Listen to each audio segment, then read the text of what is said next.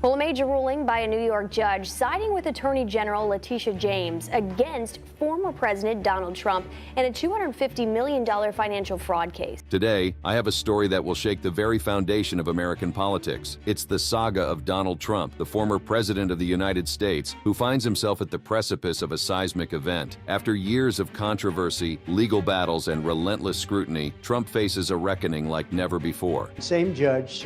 He's a radical Trump hater. Trump sentenced.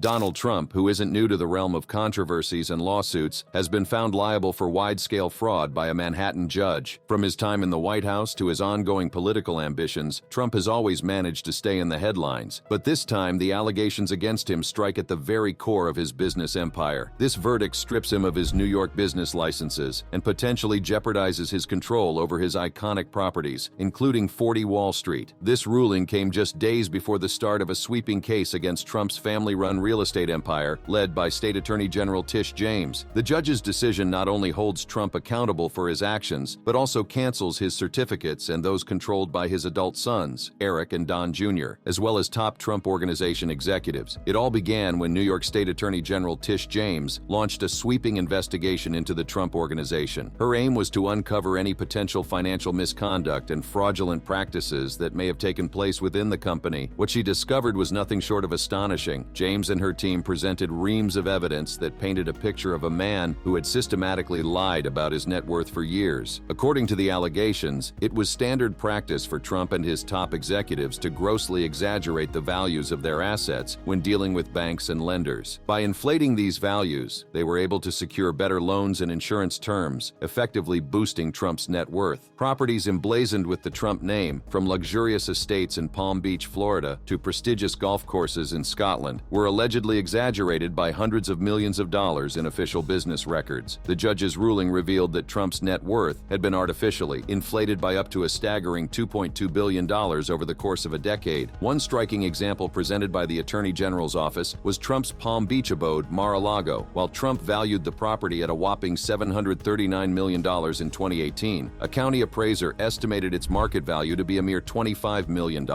This vast discrepancy raised eyebrows and fueled suspicions of fraudulent practices. But the allegations didn't stop there. The investigation also uncovered questionable valuations of Trump's Scottish golf course. Official records stated its value to be $135 million in 2021, while independent assessments placed it at around $69 million. These findings only added to the mounting evidence against Trump and his organization. The allegations of financial fraud were not taken lightly by the court. State Supreme Court Justice Arthur Engoron granted the Attorney General's request to find Trump, his sons, and top Trump Organization executives liable for the top fraud claim in the $250 million lawsuit. This ruling sent shockwaves through the Trump camp, as it essentially stripped them of their ability to run their businesses in New York. In a surprising twist, the judge canceled Trump's certificates and those controlled by his adult sons, Eric and Don Jr., as well as executives Alan Weisselberg and Jeffrey McConney. This move left the Trump family with just 10 days to find receivers to oversee the dissolution of the LLCs associated with their businesses. The potential loss of control over their iconic New York City properties, including the renowned 40 Wall Street, looms over the Trump empire. Unsurprisingly, Trump's legal team condemned the decision and vowed to appeal. They called the ruling outrageous and claimed it was disconnected from the facts and governing law. Trump's son, Eric, took to X, formerly known as Twitter, to express his disbelief and frustration, accusing the judge of coordinating with the Attorney General to destroy his father's life, company, and accomplishments. On the other hand, Attorney General Tish James welcomed the ruling, seeing it as a validation of their allegations of years of financial fraud committed by Donald Trump and the Trump Organization. She expressed her eagerness to present the rest of their case at trial, confident that justice would prevail. As the legal battle intensifies, the world watches with bated breath. The judgment against Donald Trump has sent shockwaves through the business and political spheres, leaving many wondering what the future holds for the former president and his empire. Will he we be able to overturn the ruling on appeal, or will this be the beginning of a new chapter for Trump and his family? As the trial commenced, State Supreme Court Justice Arthur Engoron presided over the proceedings, ready to hear the arguments that would determine the fate of Trump's business empire. The courtroom was packed with eager spectators, journalists, and legal experts, all waiting to witness this historic moment. The Attorney General's team, led by Tish James, wasted no time in presenting their case. They meticulously laid out the evidence, demonstrating how Trump and his top executives had allegedly engaged in a pattern of financial fraud. They argued that Trump and his associates had intentionally inflated the values of their properties, deceiving banks and lenders to secure better loans and insurance terms. The prosecution presented documents, financial records, and expert testimonies that painted a damning picture of Trump's business practices. They highlighted the vast discrepancies between the values claimed by Trump and the actual market values of his properties. These revelations left many in the courtroom stunned, as it became increasingly clear that Trump's empire may have been built on a foundation of lies. In response, Trump's legal team, led by Christopher Kise, launched a vigorous defense. They vehemently denied the allegations of fraud, arguing that the values assigned to the properties were subjective and open to interpretation. They claimed that there was no such thing as an objective value, and that the court should not believe its own eyes. Kise's defense strategy relied heavily on challenging the credibility of the evidence presented by the prosecution. He argued that the documents and records did not say what they purported to say, and that the prosecution's case was built on assumptions and conjecture. Kise described Trump's method for valuing buildings as genius, suggesting that his client had a unique perspective on property valuation. Well, who you gonna believe, me or your own eyes? Engoron pointed out that the evidence presented by the prosecution was compelling, and that the discrepancies in property valuations could only be considered fraud. The judge's ruling not only favored the prosecution, but also imposed fines on 5 of Trump's attorneys for filing indefensible and frivolous legal arguments. Engoron did not mince words when he criticized the attorneys for their blatant disregard of controlling authority and the law of the case. Throughout the trial, tensions ran high, with both sides fiercely defending their positions. The courtroom was filled with heated exchanges, objections, and passionate arguments. The case became a battle of narratives, with the prosecution painting Trump as a master manipulator who had deceived banks and lenders for personal gain, while the defense portrayed him as a victim of a politically motivated witch hunt. As the trial progressed, it became clear that the judgment against Trump could have far-reaching implications. The cancellation of his business licenses and the potential loss of control over his New York City properties sent shockwaves through the business world. The outcome of this trial could reshape Trump's legacy and impact his future political ambitions. In the aftermath of the judgment, the response from the Trump camp was swift and forceful, with a resolute commitment to appeal the decision. Christopher Kise, Trump's lawyer, wasted no time in denouncing the ruling as outrageous, asserting that it was entirely disconnected from the facts and governing law. In a fiery statement, Kise vehemently contested the validity of the judgment, painting it as an egregious miscarriage of justice. The Trump family, too, expressed their profound frustration at the outcome, levying accusations against the judge of orchestrating a coordinated effort with the Attorney General to dismantle their lives, company, and hard-earned accomplishments. Their vehement protestations underscored the deep-seated sense of injustice felt within the Trump inner circle, as they vowed to fight tooth and nail to overturn the ruling and restore their tarnished reputation. However, the ruling stands, and its impact on the Trump empire is significant, but that's not all about Trump's controversies. Donald Trump has been indicted for a 4th time, hit with fresh criminal charges.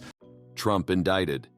Ever since President Biden took office, Donald Trump has found himself bombarded with a barrage of legal challenges. These indictments, spanning both state and federal jurisdictions, have jolted the nation's consciousness, exposing a web of alleged criminal activities. With a staggering total of 91 felony charges looming over him, the gravity of Trump's predicament cannot be overstated. From tampering with business, records to allegedly interfering with classified government materials, and even attempting to overturn the 2020 election results, Trump stands squarely in the eye of a legal hurricane. As the impending trials draw near, the nation eagerly awaits the unfolding truth and anticipates the delivery of justice. The alleged efforts to overturn Joe Biden's victory in Georgia were not just isolated incidents, but rather a calculated series of actions designed to undermine the very foundations of the electoral process. These actions, as outlined in the indictment, paint a troubling picture of a concerted effort to subvert democracy. Firstly, there were widespread allegations of spreading false information. Trump and his associates allegedly allegedly disseminated misleading narratives aimed at casting doubt on the legitimacy of the election results. These falsehoods, circulated through various media channels and public statements, sowed seeds of confusion and distrust among the electorate. Moreover, the indictment alleges that Trump's team engaged in aggressive tactics to pressure election officials. Reports surfaced of relentless lobbying, intimidation, and even threats directed at those responsible for overseeing the electoral process. Such coercive measures were purportedly intended to sway decision-making in favor of Trump and undermine the impartiality of the electoral administration. Perhaps most concerning are the allegations of attempts to manipulate the vote count itself. The indictment suggests that Trump and his co-conspirators explored various avenues to alter the outcome of the election, including dubious methods of influencing ballot tallies and obstructing the accurate tabulation of votes. These clandestine maneuvers strike at the heart of electoral integrity and raise serious questions about the sanctity of the democratic process. In the wake of Trump's recent guilty verdict and subsequent court order to pay substantial restitution to his victim, the former president finds himself mired in legal jeopardy. With mounting challenges and potential consequences looming on the horizon, the specter of prison time looms large over Trump's future. As his other indictments continue to unfold, the uncertainty surrounding his fate leaves many speculating about the possibility of incarceration. As the wheels of justice turn, only time will reveal the ultimate outcome of Trump's legal entanglements. Yet one thing remains clear: the ramifications of his alleged actions reverberate far beyond the confines of a courtroom, casting a shadow over the very principles upon which democracy stands. He's facing serious charges, 4 of them to be exact: planning to cheat the government and voters, and illegally blocking an official process. This accusation is shocking. It says Trump, when he was president, worked with others to cheat the system and change election results. They allegedly spread lies, stopped people from voting, and blocked official decisions about the election. In August 2023, there was another big shock in politics, this time in Georgia. Trump was right in the middle of it, facing a surprising 13 charges. These charges say he tried to change the result of Joe Biden's win in Georgia. What's even more surprising is that Trump isn't the only one involved. There are 18 other people accused, including big names like Rudy Giuliani and Mark Meadows. The accusation is huge. It says Trump and his group worked together to cheat the election system and make people doubt the fairness of the 2020 election. The charges cover everything from cheating in elections to organized crime, showing a big plan to change what voters wanted in Georgia. The alleged efforts to overturn Joe Biden's victory in Georgia were not just isolated incidents, but rather a calculated series of actions designed to undermine the very foundations of the electoral process. These actions, as outlined in the indictment, paint a troubling picture of a concerted effort to subvert democracy. Firstly, there were widespread allegations of spreading false information. Trump and his associates allegedly disseminated misleading narratives aimed at casting doubt on the legitimacy of the election results. These falsehoods, circulated through various media channels and public statements, sowed seeds of confusion and distrust among the electorate. Moreover, the indictment alleges that Trump's team engaged in a multifaceted campaign of coercion and manipulation aimed at influencing the outcome of the electoral process. According to reports, there were instances of relentless lobbying, intimidation tactics, and even outright threats directed at election officials tasked with upholding the integrity of the voting system. These aggressive measures were purportedly orchestrated with the explicit aim of tilting decision-making in favor of Trump, thereby eroding the impartiality and independence of the electoral administration. Perhaps most troubling are the allegations of direct interference with the vote-counting process itself. The indictment suggests that Trump and his associates explored a range of illicit methods to skew the election results, including schemes to tamper with ballot tallies and obstruct the accurate tabulation of votes. Such surreptitious maneuvers strike at the core of democratic principles, casting doubt on the integrity and fairness of the electoral system. In the aftermath of Trump's recent conviction and subsequent court-mandated restitution payment to his victim, the former president finds himself ensnared in a tangled web of legal jeopardy. With an array of pending charges and potential consequences looming ominously on the horizon, the specter of incarceration looms large over Trump's future. As the judicial process unfolds and his other indictments come to light, the uncertainty surrounding his fate fuels speculation about the likelihood of imprisonment. As the wheels of justice continue to turn, only time will unveil the ultimate resolution of Trump's legal quagmire. Nevertheless, one thing remains abundantly clear: the repercussions of his alleged transgressions extend far beyond the confines of the courtroom, casting a long shadow over the very bedrock principles upon which democracy is built. Amidst the flurry of legal issues surrounding Donald Trump, it's important to remember how he rose to become the President of the United States. Before he entered politics, Trump was best known as a successful real estate estate mogul and the star of a popular reality TV show. However, he made waves when he decided to run for president, breaking away from the typical mold of politicians. Instead of sticking to traditional political strategies, Trump spoke in a way that resonated with many Americans, promising to shake up the status quo. His unconventional approach struck a chord with a significant portion of the population who were fed up with the way things were going in politics. Despite widespread skepticism about his chances, Trump managed to secure the Republican Party's nomination and ultimately emerged victorious in the general election against the Democratic candidate. His unexpected win sent shockwaves through the political establishment and signaled a desire for change among many voters. Trump's ascent to the presidency marked a turning point in American politics, ushering in an era of uncertainty, polarization, and a push for significant upheaval. The division between Donald Trump and the Democratic Party has been stark, with deep-rooted disagreements coloring their interactions at every turn. From the moment Trump assumed office, Democrats voiced strong opposition to his policies, rhetoric, and leadership style. They have consistently criticized his approach to issues such as immigration, healthcare, climate change, and racial justice, arguing that his policies are harmful and divisive. Trump's brash and often inflammatory rhetoric has further fueled tensions, with Democrats condemning his language as inflammatory and irresponsible. Moreover, Trump's handling of the COVID-19 pandemic drew widespread criticism from Democrats, who accused him of downplaying the severity of the crisis and mishandling the federal response. As the 2020 presidential election approached, Democrats became increasingly vocal in their concerns about the integrity of the electoral process under Trump's administration. Accusations of voter suppression, gerrymandering, and foreign interference cast a shadow over the Democratic legitimacy of the election. Following Trump's defeat, Democrats were quick to call out his baseless claims of election fraud, characterizing them as a dangerous assault on democracy. They argued that Trump's refusal to accept the election results and his attempts to overturn them undermined the very foundation of the democratic system. In a sharp rebuke, Democrats accused Trump of attempting to rig the election and undermine the will of the American people, emphasizing the importance of upholding the integrity of the electoral process for the sake of democracy. For this particular accusation, the Democrats indicted Trump with a released recording that served as evidence. There's nothing wrong with saying that,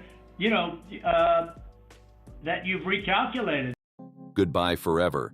Democrats have maintained a firm stance regarding the numerous indictments of Donald Trump, viewing them as validation of their views that he belongs in jail. With each new charge, Democrats have emphasized the gravity of the allegations and the need for accountability, asserting that no one, not even a former president, should be above the law. They argue that the indictments highlight a pattern of behavior indicative of corruption and abuse of power, further fueling their calls for thorough investigations and legal proceedings. Democrats have also seized upon the indictments as evidence of the urgent need for reforms to prevent similar abuses in the future, advocating for stronger oversight mechanisms and safeguards to protect the integrity of the democratic process. In their view, the indictments represent a critical step toward restoring faith in the rule of law and upholding the principles of accountability and transparency in government. The roots of this political divide can be traced back to the early days of the United States. The Democratic Party, founded in 1828, emerged as a champion of the common man, advocating for the rights of farmers, laborers, and the working class. On the other hand, the Republican Party, established in 1854, was born out of opposition to slavery and sought to promote economic growth and individual liberty. Throughout history, the Democrats and Republicans have clashed on a wide range of issues, reflecting their differing ideologies and priorities. One of the earliest and most significant conflicts between the two parties was the Civil War, which erupted in 1861. The Democrats, primarily representing the South, fought to preserve the institution of slavery, while the Republicans, led by President Abraham Lincoln, sought to abolish it. This monumental struggle not only shaped the course of the nation, but also deepened the divide between the two parties. In the aftermath of the Civil War, the Democrats and Republicans continued to clash over issues such as civil rights, economic policies, and the role of government. The Democrats, particularly in the South, resisted efforts to grant equal rights to African Americans during the Reconstruction era. Meanwhile, the Republicans championed civil rights legislation and pushed for racial equality. The early 20th century witnessed a shift in the political landscape as the Democrats embraced progressivism and advocated for social reforms. Under President Franklin D. Roosevelt's New Deal in the 1930s, the Democrats implemented policies to combat the Great Depression, expand the role of the federal government, and provide a safety net for the most vulnerable. The Republicans, however, criticized these measures as excessive government intervention and championed free market principles. The Democrats and Republicans continued to clash throughout the 20th century on issues such as foreign policy, social issues, and economic policies. The civil rights movement of the 1950s and 1960s, for example, highlighted the stark differences between the two parties, while Democrats like President Lyndon B. Johnson pushed for landmark civil rights legislation. Many Republicans opposed these measures, fearing government overreach. As we fast forward to the present day, the Democrats and Republicans find themselves locked in an increasingly bitter and polarized battle. The election of President Donald Trump in 2016 further intensified the conflict. Trump, a Republican, ran on a platform that appealed to many working-class Americans who felt left behind by globalization and the political establishment. His unorthodox style and controversial policies have only deepened the divide between the two parties. The Democrats, now led by President Joe Biden, have positioned themselves as the party of progressivism, advocating for social justice, climate action, and expanded government programs. The Republicans, on the other hand, have rallied around Trump's America First agenda, emphasizing nationalism, conservative values, and a smaller government. At the center of this political storm is none other than President Donald J. Trump himself. Trump, a larger-than-life figure, brought his unique style and unfiltered rhetoric to the presidency, captivating his supporters and infuriating his opponents. His unconventional approach to politics and his willingness to challenge the status quo made him a lightning rod for controversy. Trump's brash demeanor and provocative tweets often fueled the already intense partisan divide, with Democrats viewing him as a threat to democracy and Republicans embracing him as a disruptor of the political establishment. On the Democratic side, one of the key figures who emerged as a vocal critic of Trump was Speaker of the House Nancy Pelosi. Pelosi, a seasoned politician and skilled strategist, led the charge against Trump's policies and actions. From spearheading the impeachment proceedings to negotiating with the administration on key legislation, Pelosi became a symbol of Democratic resistance and a target of Republican criticism. Her clashes with Trump and her unwavering commitment to Democratic principles further deepened the divide between the two parties. Another influential Democrat who played a significant role in shaping the conflict was Senator Chuck Schumer. As the Senate Minority Leader, Schumer led the Democratic opposition to Trump's agenda, particularly on issues such as immigration and health care. His fiery speeches and strategic maneuvering made him a formidable adversary for the Republicans. Schumer's ability to rally his party and challenge Trump's policies further heightened the tensions between Democrats and Republicans. On the Republican side, one of the key players who stood firmly behind Trump was Senate Majority Leader Mitch McConnell. McConnell, known for his shrewd political tactics, played a crucial role in advancing the Republican agenda and confirming Trump's judicial nominees. His unwavering support for the president and his ability to navigate the intricacies of Senate procedures made him a powerful force in the Republicans' fight against the Democrats. McConnell's strategic maneuvers and his ability to rally his party behind Trump's policies solidified the partisan divide. Another influential Republican figure who shaped the conflict was former Vice President Mike Pence. Pence, known for his calm and measured demeanor, provided a stark contrast to Trump's brash style. As a loyal ally to the president, Pence defended Trump's policies and acted as a bridge between the administration and the Republican Party. His presence in the Trump administration further galvanized Republican support and intensified the clash with the Democrats. Beyond these key personalities, there were numerous other players who played significant roles in the Democrats versus Republicans conflict in the Trump administration. Figures such as Senators Elizabeth Warren, Bernie Sanders, Ted Cruz, and Lindsey Graham, among many others,